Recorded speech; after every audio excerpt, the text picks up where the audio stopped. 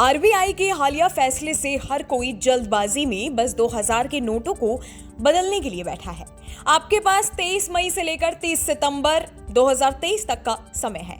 इस दौरान कस्टमर एक दिन में 20,000 रुपए तक 2,000 रुपए के नोट को बदल सकता है। लेकिन बीच में ये कहा जा रहा था कि अगर आपको एक बार में अपने सारे 2000 के नोट जमा करने हैं तो आपको कुछ चार्ज देना होगा। इन्हीं सब बातों को साफ करने के लिए बैंक ने अब एक ऐलान किया है।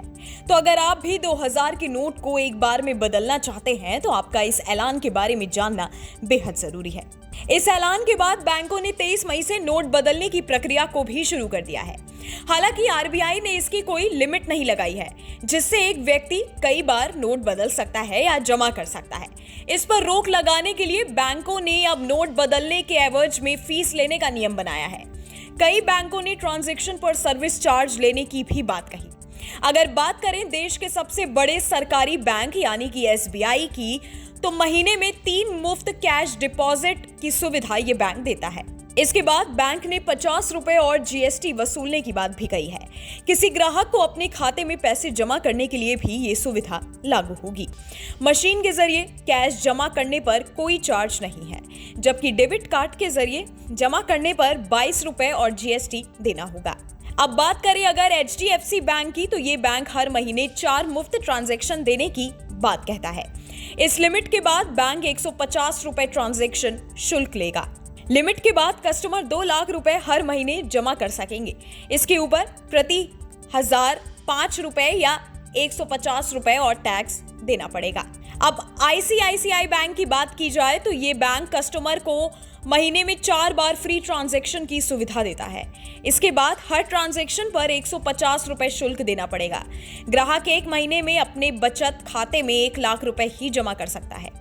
इस लिमिट के बाद प्रति 1000 रुपए पर 5 रुपए या 150 रुपए दोनों में जो भी ज्यादा होगा शुल्क के रूप में देना होगा।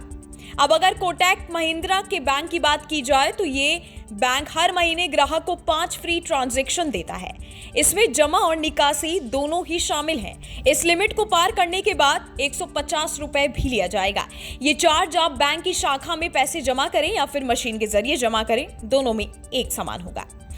बता दें कि आरबीआई ने 2000 रुपए के नोटों का सर्कुलेशन रोकने का फैसला लिया है और लोग से 30 सितंबर तक बदलने की मांग भी की है। ये नोट अभी भी वैध मुद्रा है, यानी अगर आप 2000 रुपए के नोट को किसी दुकान पर देंगे तो दुकानदार इसे लेने से मना नहीं कर सकता।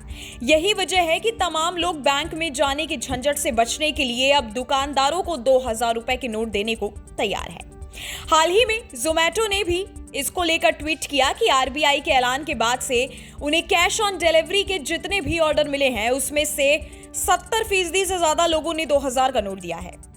साथ ही इन सब उथल-पुथल के बीच आरबीआई का बयान भी सामने आ गया था, जिसमें कहा गया था कि नोट बदलने के लिए आपके पास काफी समय है, इसलिए ये जरूरी है कि आप लोग नोट बदलने में किसी तरह की अफरा तफरी ना करें।